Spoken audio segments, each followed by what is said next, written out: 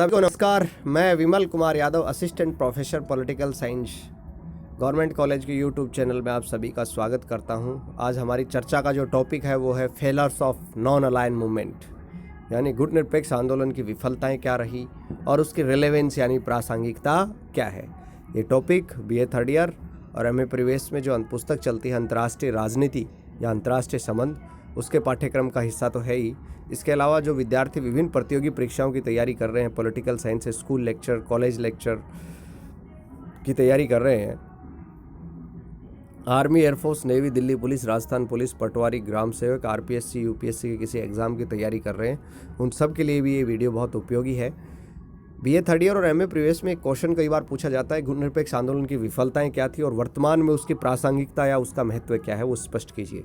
ये क्वेश्चन कई बार आ चुका है, बड़ा क्वेश्चन भी आता है, छोटा क्वेश्चन भी आता है। तो आइए चर्चा करते हैं गुटनिरपेक्ष आंदोलन की असफलताओं के बारे में और उसका वर्तमान में महत्व क्या है, उसको लेकर बात करते हैं। दरअसल गुटनिरपेक्ष आंदोलन की जो विफलताएं हैं, इस सिलसिले में आलोचक क्या क्या तर्क देते हैं। सबसे पहले बात करते हैं अवसरवादी और काम करने की नीति। दरअसल जो पश्चिम के जो आलोचक थे, उनका मानना था कि गुटनिरपेक्षता की नीति जो है वास्तव में एक अवसरवादिता की नीति है और ये अपना काम निकालने की नीति है। गुटनिरपेक्ष देशों का कोई सिद्धांत नहीं है। वो साम्यवादी और गैर साम्यवादी दोनों गुटों के साथ अपने संबंधों का प्रयोग करते हुए दोहरा रवैया या दोगलेपन की नीति अपनाते हैं और उन दोनों का केवल एक ही मकसद है, अपना कांटा निकालना, पश्चिमी और साम्यवादी दोनों गुटों से ज़्यादा लाभ प्राप्त करना और जिसका पलड़ा भारी हो उसकी ओर मिल जाने का। तो डॉक्टर MS राजन ने इस आलोचना का उत्तर लिखते हुए कहा कि गुटनिरपेक्षता की नीति अवसरवादिता की नीति तो हो सकती है, परंतु ये उतनी अवसरवादिता की नीति हो सकती है जितनी गुटबद्धता की, किसी गुट से जुड़ जाने की नीति हो सकती है, उससे ज़्यादा नहीं। और फिर आप अगर ऐसी बात करते हो तो पाकिस्तान और वहाँ के जो नेता थे वो पश्चिम गुट के साथ बंध गए, तो उनके ऊपर अवसरवाद का आरोप क्यों नहीं लगाया जा सकता? भाई पश्चिम के आलोचक जो थे गुटनिरपेक्षता का विरोध करते हैं, अब पाकिस्तान जैसे देश उनके खेमे में चले गए तो वो क्या अवसरवादिता नहीं थी? दूसरी, सिद्धांत है तो ये उपयुक्त है, सिद्धांत की दृष्टि से बड़ी अच्छी दिखाई देती है, एक आदर्शवादी दिखाई देती है, लेकिन अव्यवहारिक नीति है। आलोचकों का ये कहना है कि सिद्धांत चाहे इसमें कितने भी गुण क्यों न हो, ये वास्तव में विफल हुई है। सिद्धांत के धरातल पर तो गुटनिरपेक्षता का देश राष्ट्रों की स्वतंत्रता सुनिश्चित करना था, यही मकसद था कि जो एशिया, अफ्रीका और लैटिन अमेरिका के जो देश हैं, गुलाम देश, उनको मुक्ति मिले, वो उपनिवेश थे, वो आज़ाद हों और जो आज़ाद हो गए उनकी आज़ादी बरकरार रहे। लेकिन वास्तव में अगर हम देखें तो गुटनिरपेक्ष देशों ने इस अपने दायित्व को नहीं निभाया। जैसे पश्चिम के देश अक्सर ये आलोचना करते हैं कि गुटनिरपेक्ष देशों ने साम्यवाद के प्रति रुझान रखा। गुटनिरपेक्षता वास्तव में साम्यवाद के प्रति अपनी जो सहानुभूति थी उसको छिपाने के लिए केवल नकाब का काम करने वाली नीति है। ये साम्यवादी गुट की अधीनता ही है एक तरह से।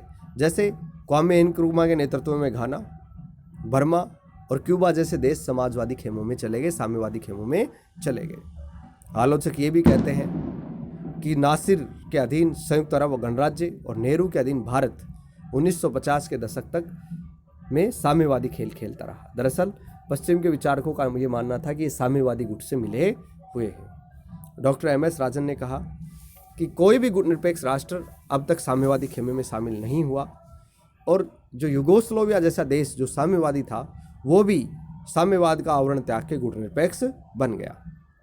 हालांकि ये बात सही है कि कुछ गुटनिरपेक्ष देशों ने साम्यवादी से शिविर के देशों का समर्थन किया, लेकिन कई अवसरों पर उनकी आलोचना भी की। जैसे जब सोवियत संघ ने 1956 में हंगरी में सैनिक हस्तक्षेप किया, 1968 में चेकोस्लोविया में हस्तक्षेप किया, तो गुटनिरपेक्ष देशों ने सोवियत संघ की आलोचना की थी। तीसरी इसकी आलोचना ये की जाती है कि गुटनिरपेक्ष आंदोलन जो था ये बाह्य सहायता पर निर्भर है, आर्थिक दृष्टि से भी और सैनिक दृष्टि से भी। और गुटनिरपेक्षता की नीति दरअसल दोनों ही गुटों से भारी मात्रा में आर्थिक और सैनिक सहायता प्राप्त करने के लिए बनाई गई नीति थी, ताकि उनका कार्य निकल जाए।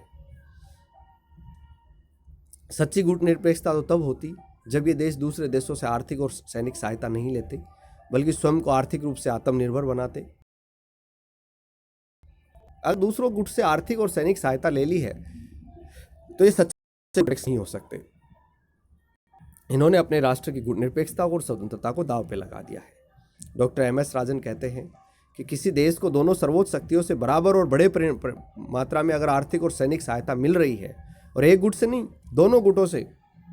तो ये इस बात का परिणाम है कि गुट निरपेक्षता बराबर बनी हुई है।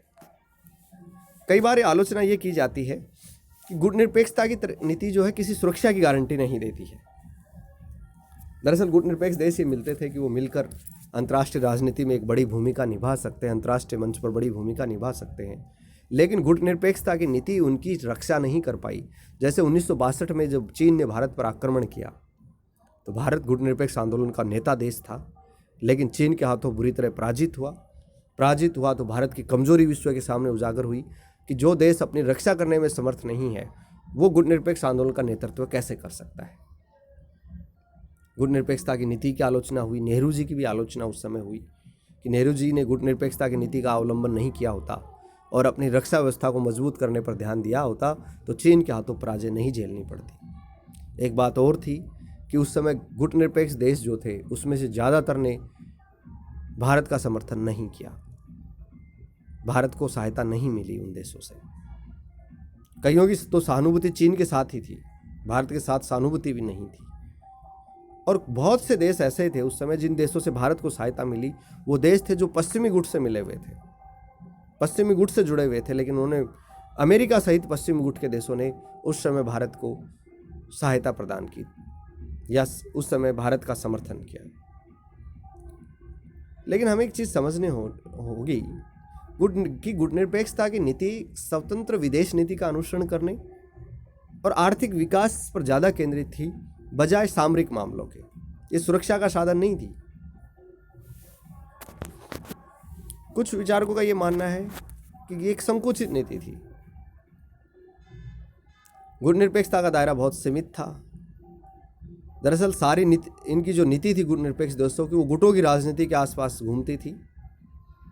गुट निरपेक्षता वाले जो देश थे वो क्या करते थे कि जो गुटों की राजनीति थी उसके ऊपर या तो प्रतिक्रिया देते रहते थे या इन दोनों गुटों के मध्य कोई मामला जब बढ़ जाता तो उसमें पंचायती करने की कोशिश करते या फिर दोनों से अलग रहते हुए किसी एक के इतना करीब जाने की कोशिश करते कि दूसरे को ऑब्जेक्शन नहीं हो, और दूसरा ऑब्जेक्शन करता कि आप तो उस गुट के करीब चले गए हो तो नाप तोल कर पीछे हट जाते। तो बारी बारी से एक दूसरे के पास जाना या दूर हटना ये गुट निरपेक्षता की शैली रही, आलोचक ऐसा मानते हैं। दरअसल इस आलोचनाओं में कोई दम नहीं है। गुट निरपेक्षता की नीति ने उस समय शीत युद्ध के दौर को तनाव शैथल्य में बदलने और महाशक्ति और संघर्ष को टालने में एक बड़ा रोल इन्होंने अदा किया है। कुछ आलोचक ये मानते हैं कि राष्ट्रहित की बजाय नेतागिरी की नीति थी, ये उद्रव मूलक नीति थी जिसकी जड़ें ऊपर थी, जड़ें नीचे नहीं थी। राष्ट्रहित उसके केंद्र में नहीं था। इसके नेता केवल नेतागिरी करते थे कि दुनिया के मंचों पर नेतागिरी चमकनी चाहिए। खासकर नेहरू जी की आलोचना करती थी कि नेहरू जी दुनिया के मंचों पर नेतागिरी करते हैं, राष्ट्रीय हितों को प्राथमिकता नहीं दे रहे हैं। ये भी कहा जाता है कि गुट निरपेक्षता की नीति के द्वारा राजनीतिक व्यवस्था में कोई बड़ा परिवर्तन नहीं हुआ। अंतर्राष्ट्रीय राजनीतिक व्यवस्था शक्ति संतुलन से चलती है और उस शक्ति संतुलन में इनकी कोई भूमिका विशेष नहीं रही। शीत युद्ध का दौर था, दुनिया दो खेमों में बटी हुई थी। तो ये कहना कि भारत, मिस्र या यूगोस्लोविया के कहने से दुनिया दो खेमों में नहीं बटी गलत होगा। भारत ने विरोध किया, इसके बावजूद अमेरिका की जो रेखा सेना थी वो कोरिया की जो उत्तरी और दक्षिणी कोरिया में जो संघर्ष चल रहा था तो वो उत्तरी कोरिया की और 38वीं अक्षांश रेखा को पार करके चली गई। गुट निरपेक्षता के बावजूद चीन ने तिब्बत पर कब्जा कर लिया, लेबनान में अमेरिकी फौजें घुस गई, हंगरी और चेकोस्लोविया में सोवियत संघ ने हस्तक्षेप किया। 1962 में क्यूबा के मुद्दे पर अमेरिका और सोवियत संघ में तीसरा विश्व युद्ध होते होते बचा, और इन सब के पीछे गुट निरपेक्ष देशों का कोई दबाव नहीं था। पश्चिमी एशिया में अरब और इजराइल के मध्य 4 बड़े बड़े युद्ध हो गए और उसमें भी गुट निरपेक्ष देशों की भूमिका नगण्य रही। कहने का मतलब, अगर हम कहें कि एशिया और अफ्रीका के अंदर जो उपनिवेशवाद से मुक्ति के लिए जो आंदोलन चले उसको केवल और केवल गुट निरपेक्ष देशों की उपलब्धि थी तो गलत होगा, क्योंकि अल्जीरिया, अंगोला, मोजाम्बिक, इन देशों ने जो स्वतंत्रता प्राप्त की वो खूनी युद्ध के द्वारा प्राप्त की थी। और अन्य देशों ने भी अन्य देशों से जो साम्राज्यवादी ताकतें हट गई या उन्हें आज़ाद कर दिया तो खुद की कमजोरियों के कारण हटी, गुट निरपेक्ष देशों के विरोध के कारण नहीं हटी। यानी अंतर्राष्ट्रीय राजनीति में जितनी बड़ी भूमिका गुट निरपेक्ष आंदोलन की होनी चाहिए थी वो नहीं रही। गुट निरपेक्षता के बारे में ये भी कहा जाता है कि ये एक दिशाहीन आंदोलन था, इनकी खुद की अपनी कोई दिशा नहीं थी। जैसे जब हवाना में जो सम्मेलन हुआ 1979 में, तो इससे ये स्पष्ट हो गया कि गुटनिरपेक्ष आंदोलन 3 खेमों में बट गया है। एक पूंजी साम्यवाद के समर्थक, दूसरे पूंजीवाद के समर्थक और तीसरे वास्तव में दोनों गुटों से दूर, जैसे क्यूबा, अफगानिस्तान, वियतनाम, इथोपिया, दक्षिणी यमन। ये दरअसल सोवियत संघ के प्रस्थ देश थे, साम्यवादी खेमे के देश थे। गुटनिरपेक्ष देशों में ही सोमालिया, सिंगापुर, जरे, फिलीपींस, मोरक्को, मिस्र ये अमेरिका प्रस्थ थे और तीसरे खेमे में भारत, यूगोस्लाविया और श्रीलंका जैसे देश थे। ये बंटवारा इस बात का सबूत था कि गुटनिरपेक्ष देशों की अपनी कोई दिशा नहीं है, ये दरअसल महाशक्तियों के खिलवाड़ का एक प्रतिबिंब मात्र बन के रह गया। इसके अलावा गुटनिरपेक्ष देशों में बुनियादी एकता का अभाव था। ये समृद्ध राष्ट्रों के शोषण के विरुद्ध मोर्चाबंदी करना तो दूर की बात है, वो आपस में एक दूसरे की सहायता नहीं करते थे, बल्कि कई गुटनिरपेक्ष राष्ट्र तो एक दूसरे का शोषण करने से भी बाज नहीं आते थे। जैसे जो ओपेक कंट्रीज थे, जो तेल की दृष्टि से संपन्न अरब देश थे, उन्होंने अपने गरीब देशों को किसी प्रकार की रियायत नहीं दी। कई बार आलोचक ये कहते हैं कि गुटनिरपेक्षता का कोई अपना मूल्य नहीं है, कोई नैतिकता नहीं है, कोई सिद्धांत या विचारधारा नहीं है। इसके अंदर भारत और श्रीलंका जैसे लोकतांत्रिक देश भी हैं, तो नेपाल, मोरक्को और इथोपिया जैसे राजशाही वाले देश भी हैं, वियतनाम, क्यूबा, लाओस जैसे कम्युनिस्ट कंट्रीज भी हैं, तो फौजी शासन वाले बर्मा, पाकिस्तान, युगांडा, इंडोनेशिया देश भी जैसे देश भी इसमें रहे हैं। यानी 120 देशों में से बहुत कम ऐसे देश हैं जिन्हें वास्तविक अर्थों में हम गुटनिरपेक्ष या लोकतांत्रिक कह सकते हैं। गुटनिरपेक्ष देशों की न केवल शासन पद्धति भिन्न है, बल्कि उनकी आर्थिक समस्याएं, राष्ट्रीय समस्याएं, राजनीतिक और सामाजिक समस्याएं भी भिन्न भिन्न हैं। कई गुटनिरपेक्ष देशों में तो आपसी तनाव जो है वो युद्ध का स्वरूप भी धारण कर लेता है, जैसे भारत और पाकिस्तान, दोनों गुटनिरपेक्ष आंदोलन के सदस्य देश बने थे, लेकिन दोनों के मध्य बड़े पैमाने पर युद्ध 2-3 बार हो चुके हैं। कई बार ये गुटनिरपेक्ष देश अपने आपसी झगड़ों को मंच पर लाने से भी नहीं चूकते, सम्मेलनों में उन्हीं मुद्दों को उठाते रहते हैं, एक दूसरे पर आरोप प्रत्यारोप करते रहते हैं। आलोचक ये भी कहते हैं कि युद्ध और संकट के समय गुटनिरपेक्ष देश कई बार अकेले भी हो जाते हैं, जैसे जब चीन ने आक्रमण किया तो भारत अकेला पड़ गया था। और गुटनिरपेक्षता अंतर्राष्ट्रीय राजनीति इतनी कुटिल है कि कई देश गुटनिरपेक्ष आंदोलन में रहते हुए भी अंदर ही अंदर दूसरे गुटों से हाथ मिलाने की कोशिश करते हैं। भारत पर भी आरोप लगा कि 1971 में भारत सोवियत संघ के खेमे में शामिल हो गया, जब 1971 में सोवियत संघ और भारत के मध्य 20 वर्षीय शांति और मित्रता की संधि हुई थी। इसके अलावा मिस्र सोवियत और इराक सोवियत संधियां भी इसी डर्रे पर संपन्न की गई थी। अगर आज हम प्रासंगिकता की बात करें तो गुटनिरपेक्ष आंदोलन की हमें बहुत प्रासंगिकता नजर आती है। जैसे इन्होंने नवीन अंतर्राष्ट्रीय अर्थव्यवस्था की पुरजोर मांग कर रहे हैं, दुनिया के अंदर विकसित देश विकासशील देशों का शोषण कर रहे हैं, ये बात अब छिपी नहीं रह गई है। तो एक अर्थव्यवस्था के नियम इस तरह के निर्धारित किए गए हैं, दुनिया में व्यापार के नियम ऐसे निर्धारित किए गए हैं जो विकासशील देशों के खिलाफ हैं। तो एक नवीन अंतर्राष्ट्रीय अर्थव्यवस्था स्थापित करने, परमाणु निशस्त्रीकरण को बढ़ावा देने, दक्षिण दक्षिण सहयोग को बढ़ाने के लिए और आज एक ध्रुवीय विश्व में अमेरिका की जो बढ़ती हुई दादागिरी है उसको रोकने के लिए गुटनिरपेक्ष आंदोलन आवश्यक है। जैसे कि इराक के पास कोई जैविक और रासायनिक हथियार, विध्वंस के हथियार नहीं थे, फिर भी इराक पर आक्रमण करके उसे तहस नहस कर दिया अमेरिका ने अपने हितों को साधने के लिए। तो ये अमेरिका की दादागिरी का प्रतीक है। तो अमेरिका की इस बढ़ती हुई दादागिरी को रोकने के लिए गुटनिरपेक्ष आंदोलन आवश्यक है। इसके अलावा विकसित और जो विकासशील देश हैं उनके मध्य सार्थक वार्ता के लिए दबाव डालने और जो अच्छी वित्तीय स्थिति वाले गुटनिरपेक्ष देश हैं, जैसे तेल संपन्न राष्ट्र हैं, अरब कंट्रीज हैं, उनको इस बात के लिए तैयार करना कि वो अपना पैसा पश्चिम के देशों में जमा कराने की बजाय विकासशील देशों के विकास के लिए इस्तेमाल करें। इस नव औपनिवेशिक शोषण का विरोध करने के लिए और संयुक्त राष्ट्र संघ के पुनर्गठन के लिए गुटनिरपेक्ष आंदोलन आवश्यक है, क्योंकि हम देखते हैं कि सुरक्षा परिषद के अंदर केवल 5 देश जो हैं उनके पास वीटो पावर है।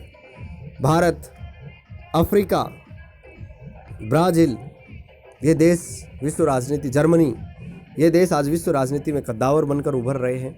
इन देशों को भी सुरक्षा परिषद में वीटो पावर मिलनी चाहिए। संयुक्त राष्ट्र संघ का पुनर्गठन होना चाहिए ताकि संयुक्त राष्ट्र संघ को अधिक प्रतिनिधिमूलक और लोकतांत्रिक बनाया जा सके। और ये सब कार्य तभी हो सकता है जब गुटनिरपेक्ष आंदोलन मजबूत हो। तो आज गुटनिरपेक्ष आंदोलन जो है उसकी प्रासंगिकता आज भी बनी हुई है, खासकर विकासशील देशों को शोषण से बचाने के लिए और उनका अधिक विकास और प्रतिनिधित्व सुनिश्चित करने के लिए। क्वेश्चन जो आता है वो आप गुटनिरपेक्ष आंदोलन की आलोचना करते हुए इसकी वर्तमान में प्रासंगिकता स्पष्ट कीजिए। महत्वपूर्ण पर्सन है, कई बार एग्ज़ाम में आए हैं। कोई समस्या इस वीडियो को लेकर हो तो आप यूट्यूब के कमेंट बॉक्स में लिख सकते हैं या कॉलेज के व्हाट्सएप ग्रुप में भेज सकते हैं। आप सभी का बहुत बहुत धन्यवाद, बहुत बहुत आभार।